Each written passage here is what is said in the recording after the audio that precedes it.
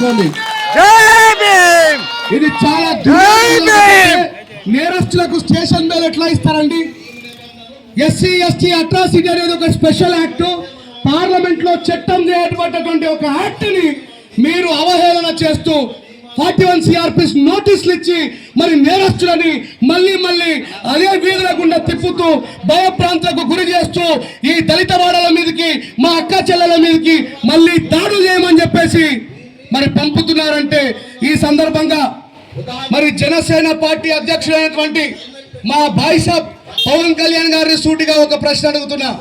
మీరు జగన్మోహన్ రెడ్డి గారిని విమర్శిస్తూ మరి ఆయన మీద మాట్లాడుతున్న సందర్భంలో మీరు జగన్మోహన్ రెడ్డి గారిని ప్రశ్నించారు.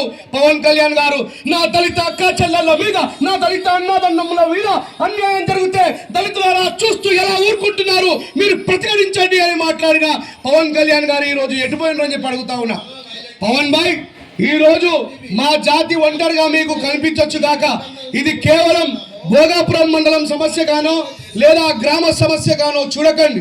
ఇంతింతై వటుడింత అయినట్టుగా ఒక అగ్గిపుల్ల యొక్క నిప్పు చేత అడవి మొత్తం దావారంలా వ్యాపించినట్టు రేంజర్ల రాజేష్ అని పిలువబడుతున్నటువంటి నేను ఈ విజయనగరం జిల్లాతో పాటు ఈ ఆంధ్ర రాష్ట్రం మొత్తానికి కూడా తిరిగి మరి బాబాసాహెబ్ అంబేద్కర్ గారి వారసులని, ఎస్సీ ఎస్టీలని, బుద్ధిజీవులని ఏకం